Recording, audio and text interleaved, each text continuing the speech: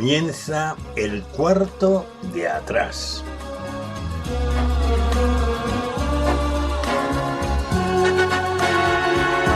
El cuarto de atrás es un tiempo para conversar entre amigos acerca de temas que nos importan. No pretendemos dar sentencias ni valoraciones especializadas, sino aportar las opiniones de personas como tú que se detienen a pensar en asuntos importantes que ocurren en nuestro mundo. El cuarto de atrás abre sus puertas durante una hora para tratar temas de actualidad desde una perspectiva diferente, la mayoría de las veces en tertulia, aunque de vez en cuando también entramos en un tiempo más íntimo y en vez de tertulia es una entrevista. En todo caso, nuestro acercamiento a la actualidad procuramos siempre que sea en perspectiva cristiana, porque esta es una emisora cristiana. Acompañamos el tiempo del cuarto de atrás, o más bien lo sazonamos con 2 o 3 breves pizcas de adobo musical. Preferimos temas de la gran música, también llamada clásica, aunque de vez en cuando escuchamos música de otros estilos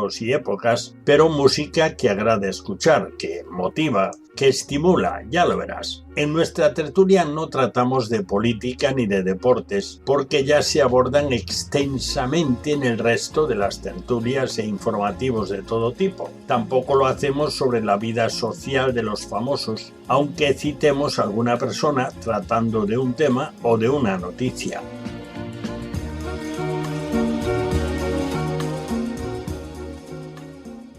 Bienvenidos al cuarto de atrás.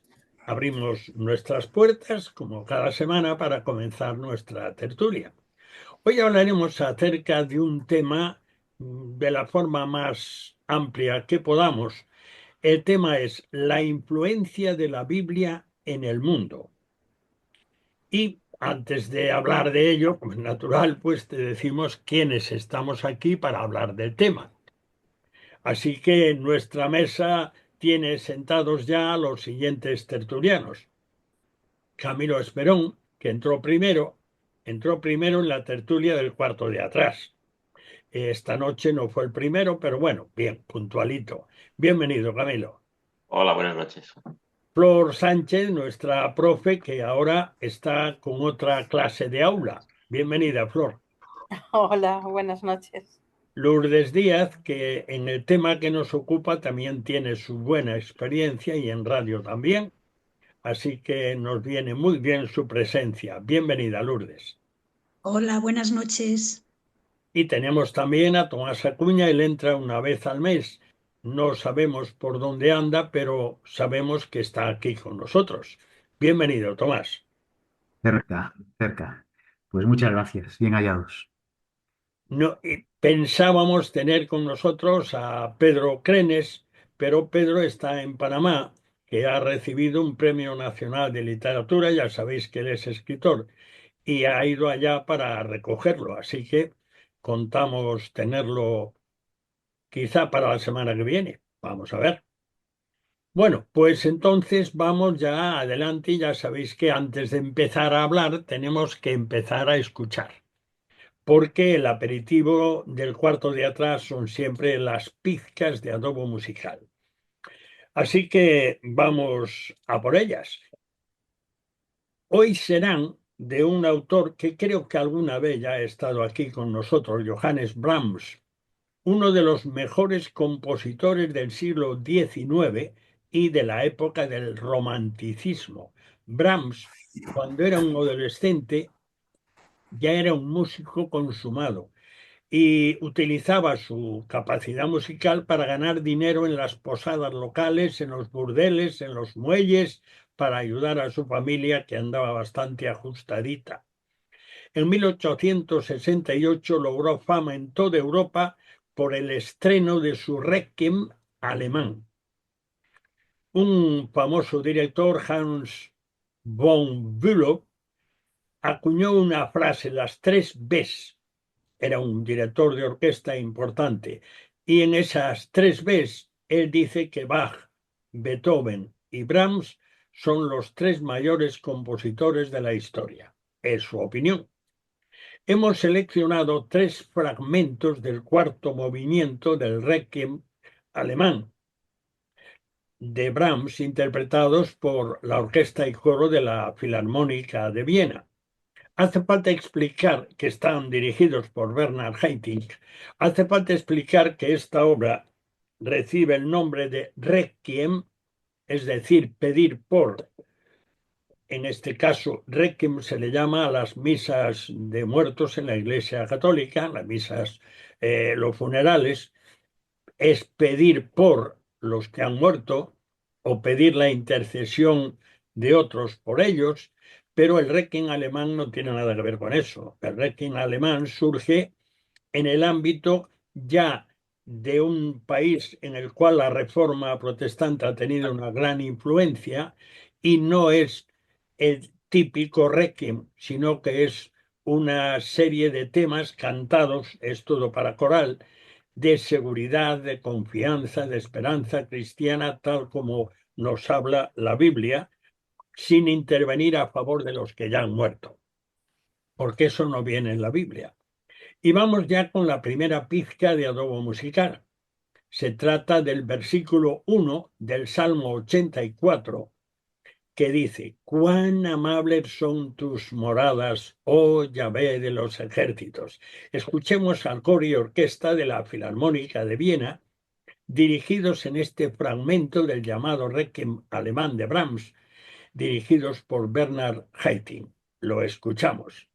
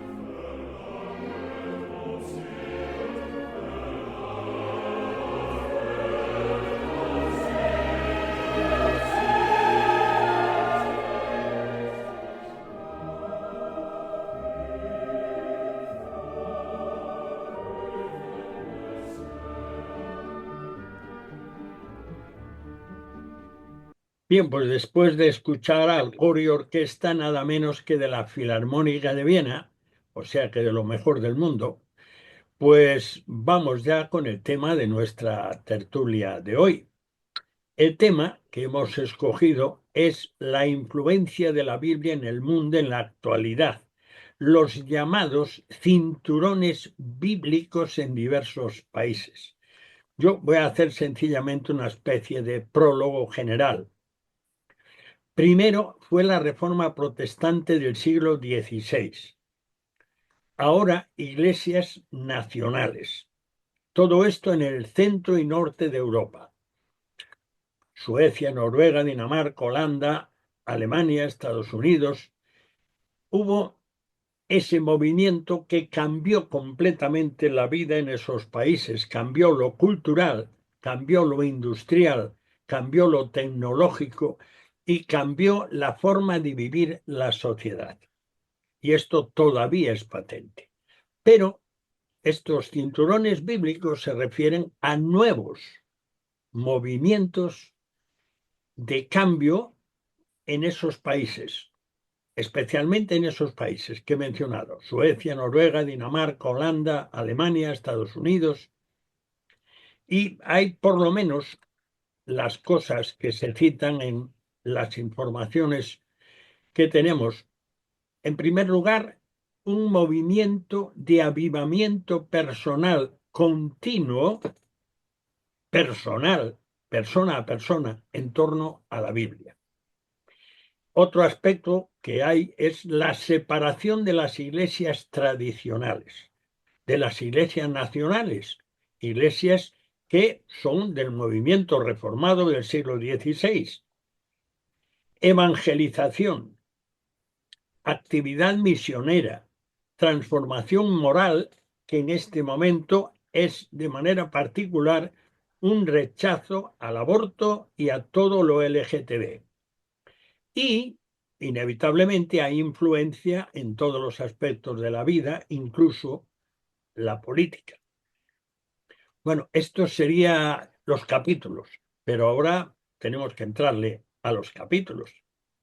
Así que, desde vuestra perspectiva, ¿qué restos percibís en esos países que son el norte de Europa? Estados Unidos es como el norte de Europa porque Estados Unidos fue formada por personas que huían de la persecución por causa de la fe. Así que, bueno, es como una parte. Bueno, ¿qué cambios percibís con relación a los países del sur, que son Portugal, España, Italia, Grecia, en este momento en Europa? Y, bueno, lo que podáis percibir desde vuestra plataforma de observación. Y yo empiezo por Tomás, que lo tengo aquí así en una esquinita y está muy resguardado por los dos lados, está en una esquina. Ujú. Adelante, Tomás. Bueno, yo creo que hay movimientos que se están produciendo ahora mismo en Europa que son una reacción hasta cierto punto lógica al secularismo que está invadiendo absolutamente toda la sociedad. Por tanto, los cristianos se sienten amenazados y a veces reaccionan en la dirección contraria, tratando de dejar patentes sus posiciones, hasta posiciones que a veces, pues incluso pueden llegar a ser extremas y poco equilibradas. Son reacciones un tanto eh, asustadizas, podríamos decir, ante el secularismo que rodea y que agobia hasta cierto punto, ¿no? Entonces, el ansia por protegerse y por de alguna manera dejar patente una diferencia puede hacer que a veces, pues, ciertos movimientos se equivoquen en perder un poco el equilibrio. Otros, en cambio, pues se mantienen en posiciones mucho más equilibradas. Y bueno, las que llaman la atención, efectivamente, pues, son estas comunidades que mantienen pues, posicionamientos pues, que podemos ver un poco hasta ridículos, ¿no? En la forma de vestir, en la forma de comportarse o en algún tipo de manifestación como eh, la actitud de sacar a los niños del colegio y criarlos en casa, etcétera, etcétera, ¿no? Pero hasta cierto punto yo creo que son reacciones lógicas al secularismo y a la violencia, casi podríamos decir, de la sociedad hacia todo lo cristiano. Por tanto, es importante mantener el equilibrio, es importante argumentar y defender posiciones lógicas y equilibradas, pero hasta cierto punto, pues este tipo de reacciones, pues son casi lógicas, son casi de esperar. Lourdes, ¿tú cómo ves en general la situación en general, lo que pues casi todo el mundo sabe, pero mira hacia otro lado, en los países del norte de Europa? Mira, yo lo que veo es que eh, hay una diferencia muy grande. Están los países que quieren preservar de una manera muy radical todas aquellas cosas en las que han creído por generaciones y tienen como muchísimo miedo a que la sociedad actual se meta dentro de sus comunidades y por lo tanto hacen como esa separación y además se vuelven totalmente radicales. Y después están los países como España, como Portugal, como Italia, estos países en los que ahora mismo la actualidad pues está llenando de una manera las casas, las vidas, que miramos más para otro lado, preferimos mirar para otro lado. Vivimos una relación con Dios en nuestras iglesias, en nuestras casas, pero intentamos influir poco en la sociedad o casi nada. Yo que diría que muchas veces queremos como que esto a nosotros no nos interesa, no nos conviene y miramos para otro lado. Entonces, en cierta manera, todos nos estamos protegiendo. Los cristianos que vivimos en los países del sur nos protegemos si no queremos mantenernos al margen de una serie de cosas que pasan a nuestro alrededor, pero que nosotros nos dejen en nuestra iglesia, en nuestra vida cristiana. Y los otros pretenden aislarse de la misma manera, protegiéndose y protegiendo lo que creen, lo que piensan, y además intentan influir por de alguna manera también en la sociedad que está a su alrededor. Es complicado. Bastante complicado. Flor, ¿tú cómo ves la situación? Tú que estás viviendo cerca, muy cerca de las nuevas generaciones, pues quizá tienes una percepción más particular de todo este tema.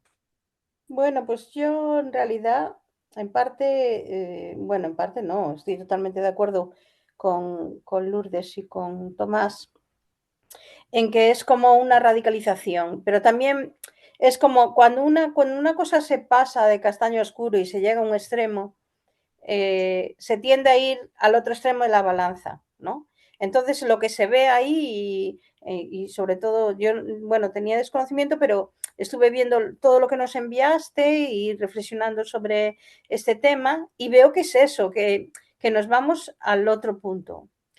Para mí es súper peligroso esto, porque al final pasamos de un libertinaje, una libertad malentendida, a unas restricciones que son extremas, que cuando leía los artículos que nos enviaste, pensaba, fíjate, se me iba a la cabeza al fariseísmo, ¿no? ¿Por qué se me iba a la cabeza el fariseísmo? Porque veía el tema de llevar la Biblia, sí, pero como al extremo de llevarla casi en muchas cosas literal y me preguntaba dónde está el amor. Porque es verdad que en un lado de la balanza está, bueno, los extremos a los que se ha llegado en los países tan liberales, con tantas leyes y tantas cosas que son contrarias a la ley de Dios. Pero en el otro extremo está, pues, cosas como que nos convirtamos en un gueto para que podamos mantener ahí la palabra de Dios, aunque tiene cosas positivas, el volver a la palabra de Dios, el buscar evangelizar y otra serie de cosas, ¿no? Entonces, claro, el problema es, y lo difícil es mantener el equilibrio y no olvidarnos de que Jesús vino para morir por todas las personas de una misma vez. O sea, que quiero decir, de unos y de otros. Entonces, a ver, voy a decir una frase que está muy dicha, pero es, ni son todos los que están, ni están todos los que son. Quiero decir que para mí me llamó muchísimo la atención las cosas que venían, pero ni un extremo ni el otro son la solución. Sí que me parece que volver a la Biblia, a los valores bíblicos. Hay que volver, pero no comparto pues este tema de controlar absolutamente todo y controlar absolutamente todo sí, y hacer que es como que la Biblia entre como la letra por la sangre entra, ¿no? Bueno, en ese sentido, no sé si me estoy explicando correctamente, pero creo que estoy intentando transmitir que lo que yo he leído me parece extremista y radical y tampoco me parece que sea lo correcto. Es un pantallazo inicial. Camilo, Bueno, en este pantallazo la verdad que me estoy perdiendo un poquito con mis compañeros de tertulia. pero Veo tú eres tú, muchacho. muchos caminos. No, yo entiendo que los países que están influenciados por la Biblia que tú mencionabas, todo el norte de Europa, los Estados Unidos, ese famoso, digamos, cinturón bíblico que tanto la prensa española como otras prensas de manual de progre, por decirlo de alguna manera, pues tratan de difamar y yo entiendo que hay un mundo cristiano por todo el mundo, en esos países también, y muchos más. Incluso el cristianismo está ahí en toda la tierra y a veces en lugares donde menos lo pensamos, está triunfando, avanzando victoriosamente, por decirlo de alguna manera, ¿no? ¿Qué tiene el cinturón bíblico la población cristiana de Europa, ¿no? Básicamente en el norte? No somos tontos los cristianos, nos informamos, vemos cómo pasan las cosas. En otras palabras, una familia cristiana un poco informada está totalmente en contra de ese adoctrinamiento LGTBI+, etcétera, que hay ahí. Saben que va en contra de todos sus valores y, por tanto, reniegan de ello. Por tanto, se vota incluso a lo mejor a un presidente que puede parecer un impresentable en muchas cosas, pero al menos ven que trata de defender aquellos valores como, yo qué sé, no matar a seres humanos, yo qué sé, etcétera, etcétera, ¿no? Un ejemplo claro en Estados Unidos es que se habla mucho últimamente de Elon Musk, este hombre, porque tiene la mayor fortuna del mundo y es un hombre que, bueno, quiere llevarnos a Marte y quiere hacer 50.000 cosas y parece ser que hace mucho dinero y lo que se propone lo consigue. Pero es un hombre que por encima de todo también tiene sus valores y eso le ha llevado a tener que dejar California, un estado donde vivía, y trasladarse al estado de Texas. ¿Por qué? Porque ese avance en California de esos valores anticristianos, sabe que estaba influenciando en su familia y por tanto él no estaba dispuesto a pasar por ello. Claro que como es un hombre multimillonario, no tiene ningún problema en trasladarse de un lugar a otro y coger otra mansión en otra parte, porque tendrá, Dios sabe las mansiones que tiene por el mundo. Pero el cristiano en general lo que hace es votar y votar, pues los países sobre todo aquí en Occidente sobre todo y los países del sur de Europa también. Prácticamente atacan todo eso y por eso pienso que es normal que pase lo que está pasando a nivel mundial y no sé a dónde va todo esto, pero saludo, estará mal visto, estará visto como se quiera, pero todavía hay lugares en el mundo, muchos, que hay cristianos que se levantan y dicen, no, esto yo no lo quiero, ¿no? Y está habiendo una reacción en contra de todo esa agenda 2030, ese globalismo que parece que quiere cambiarnos en pocos años la forma de ser, la forma de ser ciudadanos de un país. Ya no quieren ni países para nosotros, pero oye, estamos ahí y hasta dónde vamos a llegar y quién va a ganar el pulso, no lo sé, pero al menos yo veo que estamos poniendo, haciendo nuestra fuerza y Dios sabe, Dios tiene control de todo y Dios sabe dónde vamos a llegar. Pero saludo eso que está en la prensa mundial y sobre todo en la prensa española de forma terrible y la televisión y toda esa bazofia que sale por los medios de comunicación en contra nuestra, pero el pueblo no es tonto y el pueblo reacciona. En Estados Unidos, en el cinturón bíblico, especialmente en los países, digamos, en que es más acentuado, y esto es tomado esta tarde, en Arkansas, Carolina del Norte, Carolina del Sur, Maryland, Pensilvania, Tennessee y Texas tienen leyes específicas para impedir que los que niegan la existencia de Dios accedan a cargos públicos. ¿Qué os parece eso? ¿Qué os parece? Es decir, son países en los cuales, pues yo no quiero entrar, y además no es nuestro tema, porque uno de los artículos que os envié el viernes, pues uno de los artículos, digamos que centraba el apoyo de Trump, lo centraba sobre todo en estos países, en estos estados, perdón, de los Estados Unidos, y tenía una deriva muy política. Pero yo quisiera ir a cosas más prácticas. Esto es una ley que funciona en estos estados de Estados Unidos. Los que niegan, los ateos declarados no pueden tener cargos públicos, por su influencia, evidentemente. Bueno, Pero yo quisiera centrarme ahora, sí, en esas cosas que os puse como capítulos, pero que están funcionando en los países en los cuales, siendo países protestantes, como son los que mencionamos al principio, Suecia, Noruega, Dinamarca, Holanda, Alemania, Estados Unidos, que son los que salieron de Europa, en esos países está ocurriendo algo nuevo, avivamiento personal en torno a la Biblia. ¿Os acordáis que aún hace poco que se celebró el aniversario de la Reforma, el 31 de octubre?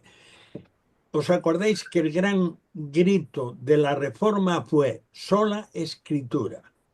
Regirnos solo por la palabra de Dios, solo por la Biblia y no por la tradición. Ese fue el arranque inicial. Ahora, en estos cinturones bíblicos de estos países, y yo mencioné aquí 6 países: Suecia, Noruega, Dinamarca, Holanda, Alemania y Estados Unidos, que es como unos cuantos países juntos. Movimientos de avivamiento personal continuo en torno a la Biblia. Y el programa hoy lleva el título de la influencia de la Biblia en la actualidad en el mundo. Entonces, vamos a darle un recorrido a esto, vamos a hablar de esto, la influencia de la Biblia, porque además es personal, es decir, conversión personal y después vida influida por la Biblia. ¿Cuál es el secreto de esto? Tomás, tú nos inicias, por favor, el tema. ¿Cuál es el secreto de estos cinturones que empiezan por personas? Personas concretas, no grupos convencidos, sino personas concretas que experimentan un avivamiento espiritual gracias a la Biblia, y la Biblia se va imponiendo en esos grupos. ¿Tú cómo lo ves? Bueno, yo creo que no podemos más que alegrarnos y alabar a Dios por avivamientos personales de vuelta a la Biblia y de vuelta a los valores cristianos. Eso es en lo que creemos nosotros. Ahora bien, después puede haber determinadas personas que utilizan a los cristianos, y esto también está ocurriendo. Hay otros cristianos que defienden la palabra de Dios y defienden que Dios es el creador y el sustentador de todo el universo con otro tipo de argumentos. Por ejemplo, Francis S. Collins, ¿Cómo habla Dios? El director del proyecto Genoma Humano durante 9 años, Premio Príncipe de Asturias, 2003. Este hombre escribió este libro para contar cómo él había llegado al convencimiento y a una relación personal con Dios por medio de la lógica, por medio de la ciencia, examinando las evidencias y ofreciendo esas evidencias a las personas que lo quieran leer. Yo creo que ese es el camino. El camino es convencer a la sociedad. El camino es presentar las evidencias que son defendibles, que son presentables, que son argumentables ante la sociedad, y no tratar de imponer, porque es un camino que no lleva al éxito seguro, eh, pues nuestras convicciones personales. Yo siempre utilizo cuando hablo de estas cosas el ejemplo de la ley mosaica. La ley mosaica tenía aspectos en los cuales regía la vida de los que no actuaban según los valores de Dios. Por ejemplo, de alguna manera legislaba sobre el divorcio, de alguna manera legislaba sobre la esclavitud, cosas que no son aceptables para Dios ni lo eran en aquel momento. Sin embargo, se legislaba y se regularizaba y se buscaban cauces de solución para las consecuencias del pecado en la vida de las personas. No se negaba la existencia del pecado, no se imponían, digamos, la voluntad de Dios a los hombres, sino que se trataba de convencer y se trataba de minimizar las consecuencias del pecado. Y esto es un equilibrio difícil, pero es un equilibrio al que tenemos que tender. Tenemos que convencer a nuestra sociedad, tenemos que presentar la Biblia, tenemos que argumentarla, tenemos que defenderla, tenemos que presentar las evidencias como están haciendo muchas personas en el día de hoy, sin caer en posiciones extremas y a veces incluso pues un tanto ridículas. Lourdes, ¿tú cómo ves esa influencia a partir de la conversión personal? Bueno, estoy totalmente de acuerdo con lo que acaba de decir nuestro compañero, pero bueno, yo voy a mi testimonio personal. A mí me convenció la palabra, pero me convenció el amor que me mostraron, me convenció la experiencia personal que yo tuve con el Señor, y me llamó mucho la atención precisamente que en Noruega el avivamiento comenzó con una figura como por ejemplo el Hans Nielsen, que dice que en 1796 tuvo una experiencia espiritual con el Señor y comenzó a predicar por todo el país desafiando a la Iglesia luterana y siendo perseguido. Y yo creo que, bueno, nosotros los cristianos tenemos que buscar el equilibrio. El dominio propio yo creo que también es muy importante en todo esto. Y el saber que somos cartas abiertas, que estamos siendo leídos por otros. Y tiene que estar vivida por cada uno de nosotros, porque es que la amamos la palabra de Dios, porque ella es la que nos muestra cómo es nuestro Padre y como es nuestro Creador. Entonces, por lo tanto, es muy importante, pero sin apasionamientos, sin extremismos, sin cosas que nos lleven a hacer las cosas que no queremos que nos hagan a nosotros. Porque si, por ejemplo, a nosotros nos dijeran que tú por ser cristiano no puedes hacer política, pues no nos gustaría. Entonces, de la misma manera, pienso que decir a este señor, como no es creyente, no puede hacer política, no puede gobernar. Nosotros no podemos entrar por ahí, creo yo, esa es mi humilde opinión. Pienso que nosotros no podemos entrar por ahí y que para mostrar la palabra de Dios, para que se conozca la palabra y la Biblia, nuestro testimonio es lo más importante. Es una de las cosas más importantes, porque entonces vamos a hacer querer que otros quieran conocer. Me acuerdo cuando mi hijo pequeño tenía 9 años y escuchaba a una hermana que oraba mucho la palabra de Dios y oraba con versículos, y entonces le entró unas ganas tremendas de leer la Biblia a él, y él solamente quiero una Biblia porque yo quiero leerla y yo me quiero aprender los versículos como Elizabeth. Y eso es lo que nosotros tenemos que provocar en la gente, el que quieran, el que tengan ansias de leer, de comer la palabra. Y eso no tiene nada que ver con el resto de las cosas que estamos viendo aquí.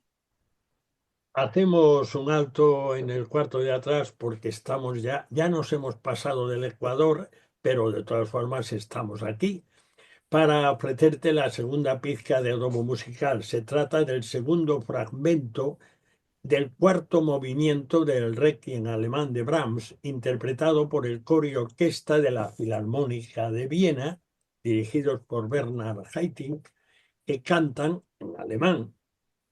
El versículo 2 del Salmo 84 que dice: anhela mi alma y aún ardientemente desea los atrios de Yahvé.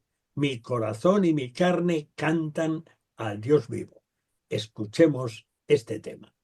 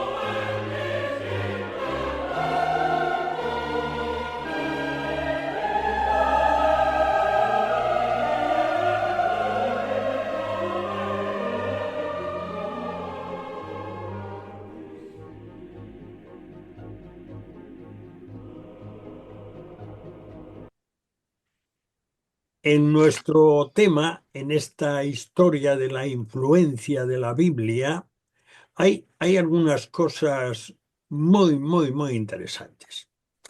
Muy interesantes que es, yo quisiera, en la medida de lo posible, que nos concentremos en esos aspectos muy positivos.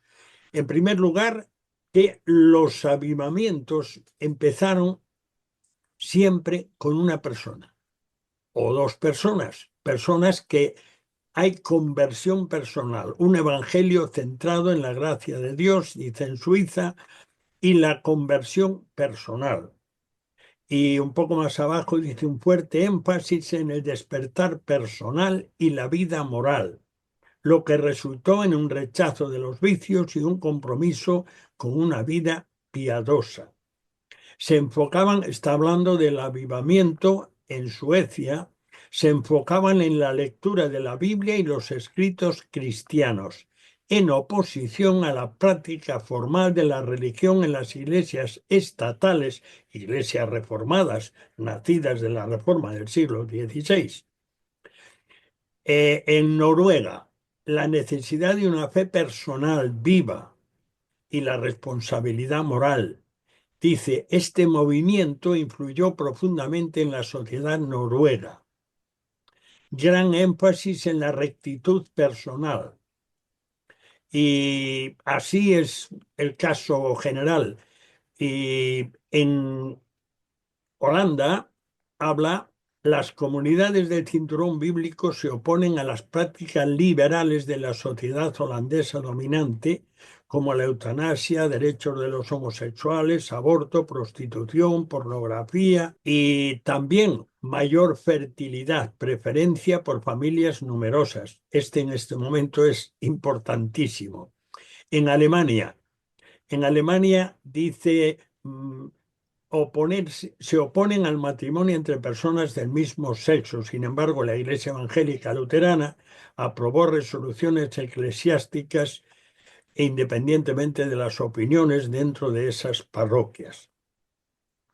En Dinamarca, una resistencia muy fuerte al aborto y a los derechos LGTB. Y así sucesivamente. Es decir, aspectos personales influidos por la Biblia, cambio moral de vida, todo esto que influye porque en las demás personas repercute ese testimonio. Y creo que eso no hemos estado muy en el tema, pero bueno, es un tema que está ahí, así que vamos a entrarle a ese tema. La influencia de la vida bíblica en el buen sentido, no andar a bibliazos con los vecinos y eso pues no, porque eso no funciona. Pero la vida, no, mira, yo lo siento, pero yo no, ¿por qué? La palabra de Dios dice, mira, yo, en fin, yo te respeto, pero yo no. Yo creo que esa es la idea. Y a veces, pues, podemos hacer lo mismo, pero sin decir nada. Qué raro es. Y eso pasa, y cada vez pasa más. Si no, mira, a mí, yo tengo un problema, tengo una limitación, y por y por esto, y se acabó, y Dios y la Biblia. Tomás, ¿tú cómo ves el tema en ese enfoque? Bueno, yo creo que ese es el enfoque correcto. Es decir, la Biblia cambia la vida de las personas. Y esto es una evidencia. Conocemos multitud de ejemplos. Conocemos muchísimas personas cambiadas por la Biblia y la historia de Occidente está llena de la historia de comunidades que cambiaron cuando la Biblia pasó a ser su centro, cuando pasó a ser la inspiración de toda su forma de vida. Yo estaba pensando en los profetas que predicaron en Israel. Jeremías, por ejemplo, es un libro complicado que podemos leer en el Antiguo Testamento. Jeremías no tenía una gran posición de poder. De hecho, pues sufrió bastante por llevar la palabra de Dios al pueblo, pero él advirtió una y otra vez de cuáles eran las consecuencias de desobedecer a Dios. Y por eso tuvo que sufrir el rechazo, la marginación e incluso pues, que le castigaran y que lo metieran en un pozo y que corriera peligro su vida. Ahora bien, él no dejó de decir, Dios os advierte de que vais hacia aquí por este camino. Y al final no le hicieron caso y llegaron allí, al exilio, que era la consecuencia de la desobediencia de Dios. Y esa es la manera. La mayoría de las personas en la historia de Europa y de Occidente que llevaron una gran influencia bíblica a las sociedades donde vivieron no tenían grandes posiciones de poder. Lutero, pues estuvo amenazado de muerte y no murió porque Dios lo preservó. Se enfrentó a todos los poderes instituidos, al emperador Carlos V, y simplemente dijo, quisiera poder, pero no puedo dejar de decir la verdad que Dios me impone en su palabra. Y yo creo que esa es la forma, y eso es lo que tenemos que hacer. Estamos convencidos de que la Biblia es la palabra de Dios y tenemos que predicarla, tenemos que argumentarla, tenemos que defenderla y tenemos que presentarla. Y ya está. Y Dios es quien cambia a las personas y Dios es quien puede hacer que haya tantas personas cristianas que las personas no cristianas no salgan elegidas. Pero no porque se les impone no participar en política, sino porque simplemente hay una mayoría de votantes cristianos que rechazan a aquella persona que tiene valores no cristianos. Democracia pura. Por tanto, esa es la manera. Defender la palabra de Dios y llevarla a nuestros vecinos, a nuestros conciudadanos y a nuestra sociedad. Ujú. Lourdes. Bueno, pues creo que lo dije un poquito antes, que realmente a mí, por ejemplo, me cambió el conocer la palabra de Dios, me cambió el amor de Dios que recibí de personas que me acogieron sin tener en cuenta lo que yo era, ni cómo yo era, ni cómo pensaba, sino que me amaron de una manera que nadie me había amado nunca. Ahí conocí el amor de Dios a través de las personas, porque muchas veces hablamos del amor de Dios, pero es que el amor de Dios lo tenemos que sentir a través de personas que nos dan ese amor. Entonces ahí conocí del amor de Dios, ahí quise enterarme de quién era ese Dios que me amaba y cómo era. Y entonces fue cuando tuve ese deseo, ese anhelo, ese hambre, la sed de la palabra, ¿no? De comer la palabra, de tenerla, de saborearla. Y, y eso me llevó también pues a poder mostrar yo también el amor de Dios. Mira, yo antes de conocer al Señor, pues era una persona que tenía amigos que eran homosexuales. Cuando conocí la palabra de Dios, eso me confrontaba, porque claro, aquello me llevaba a tener que renunciar a aquellas amistades. Y eso para mí me entró un dilema, pero después realmente pude entenderlo. No tenía que dejar de amarles, yo podía amarles, pero sí tenía que saber que aquello que ellos hacían no era agradable a Dios. Por eso me agrada ver que todavía hay en lugares de Europa donde todavía las personas llevan a rajatabla la palabra de Dios y consideran aquellas cosas que Dios dice en su palabra y las tienen por bandera, defendiéndose de las leyes que quieren imponernos, como la ley trans, la ley homosexual, la ley, el aborto, todas estas cosas, porque cuando conocemos la palabra, no sabemos que tenemos que dejar de amar a esas personas que lo hacen, pero sí tenemos que mostrarles que hay otra forma de vivir, otra forma de hacer las cosas y que esa es la que le agrada a Dios. Entonces, es muy importante fijarnos en ellos. Yo cuando estaba preparando, leyendo estas cosas que tú nos mandaste, yo pensaba, ¿y dónde está el cinturón de Francia, de España, de Portugal? ¿Dónde está ese cinturón? Tenemos que hacerlo nosotros, los cristianos que estamos aquí, somos los que tenemos que defender, que pelear esa batalla. Flor, es muy difícil implantar en los menores el enorme peso e importancia de la palabra de Dios para cambiar la vida y la vida de los demás. Bueno, yo creo que deberíamos definir los menores en qué rango de edad. Es difícil con los adolescentes, es muy difícil con los adolescentes. Igual los más pequeños es más fácil, pero tenemos que ser modelos, vivir como cristianos auténticos, porque pues como decía Lourdes, que a ella la amaron y lo vio y quiso conocer, pues con los pequeños, ser modelo de los pequeños. Los niños quieren aquello ven que es bueno para ellos, quieren imitar. Bueno, a veces imitan lo que no es bueno también, claro, necesitan los modelos. Entonces, para los niños ser modelo y con los adolescentes, pues hay que hablar mucho con ellos. Obviamente tienen una época difícil y complicada. Hay que acercarlos a la Biblia. Yo, que sabes que estoy con los niños en el instituto, lo que intento es que conozcan la Biblia, porque incluso vienen a clase y ellos, claro, se definen como evangélicos porque vienen a clase de religión evangélica, pero tienen desconocimiento bíblico. Entonces, si tienen desconocimiento bíblico, ¿cómo van a saber quién es Dios? ¿Cómo van a conocer a Dios?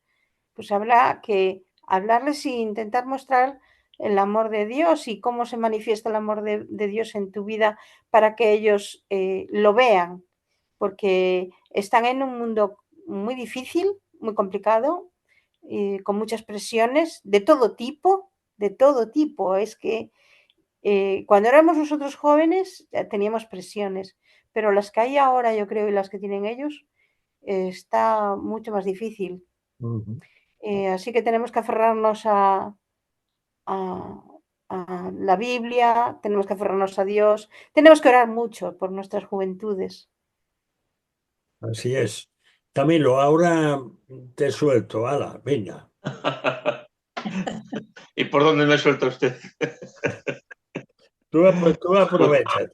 Bueno, yo quiero saludar a la humanidad entera, no solamente a los cinturones bíblicos del norte de Europa y Estados Unidos, porque Dios es mucho más que eso, y la obra de Dios es mucho más grande de lo que en esta noche estamos tratando. Sí, el tema es ese, pero yo quisiera darle a la audiencia un mensaje mucho más optimista en el sentido de que sí, esta sociedad occidental está muy actualizada, pero Dios tiene ahí a sus miles, a esos que todavía no han doblado las rodillas ante los Baales, y lo saludo y lo veo y me parece precioso. Yo que por razones de la vida y por en la iglesia donde estoy he participado con cristianos de muchos lugares del mundo, pues veo que Dios está haciendo una obra preciosa en Estados Unidos, pero en toda Latinoamérica también.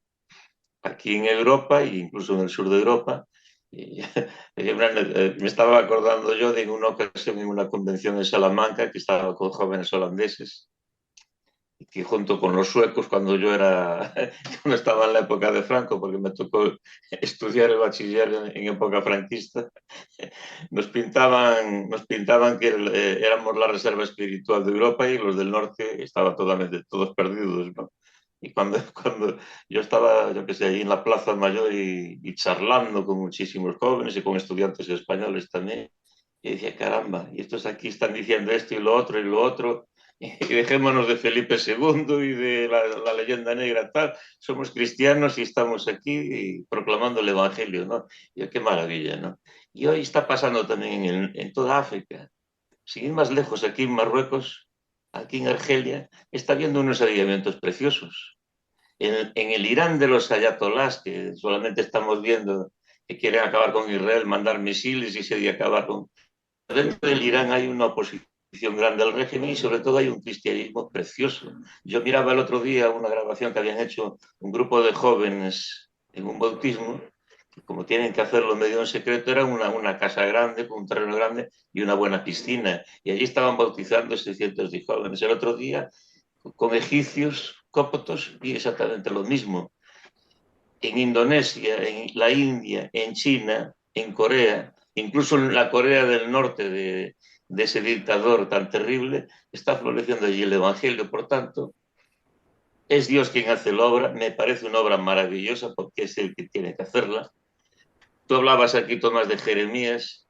Jeremías hizo una obra muy preciosa y defendió, pero era el Señor quien le decía, bueno, si yo hago que te conviertas, y no te conviertas en eso, te conviertas en mí. Si parte de mí la iniciativa, estaba diciendo el Señor, como dicen las buenas tradiciones bíblicas, entonces yo haré que, y serás como mi boca, y si entre sacares lo precioso de lo vil, perfecto, ¿no? Pero era Dios quien estaba haciendo la obra. Y yo dentro de todo esto me maravillo que Dios está haciendo una obra preciosa y que a pesar de todo este adoctrinamiento LGTBI, todo ese informe Kissinger que quiere que con los años va consiguiendo que la población mundial vaya disminuyendo, sobre todo en Occidente, etcétera, etcétera.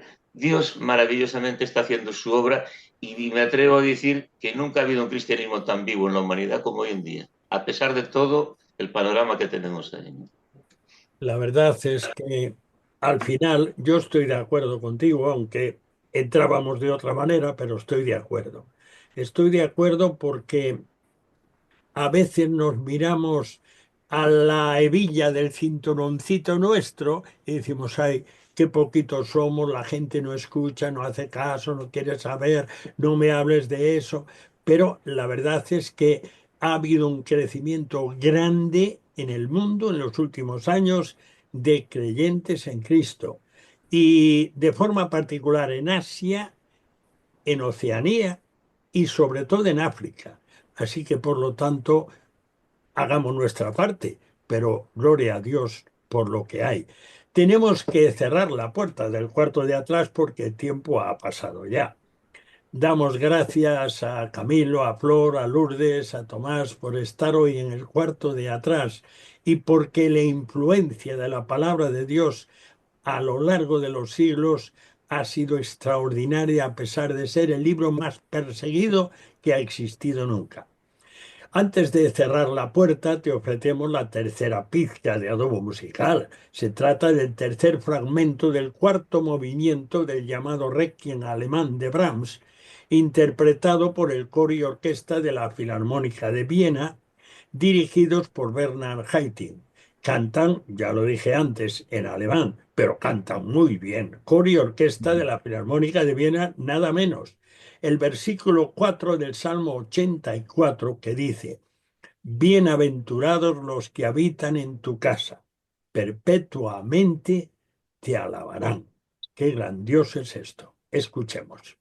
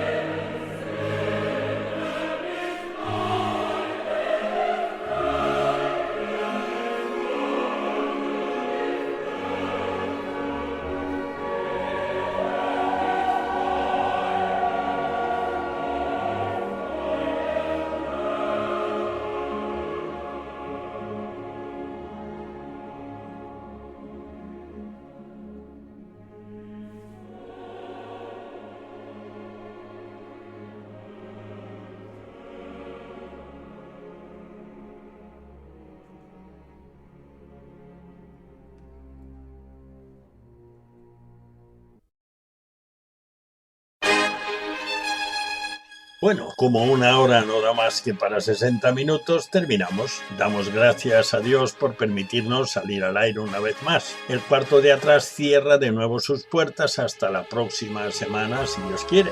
Muchas gracias por acompañarnos en este rincón familiar al que tienes acceso libre. Te esperamos el próximo día, a la misma hora y en esta misma emisora. No nos faltes.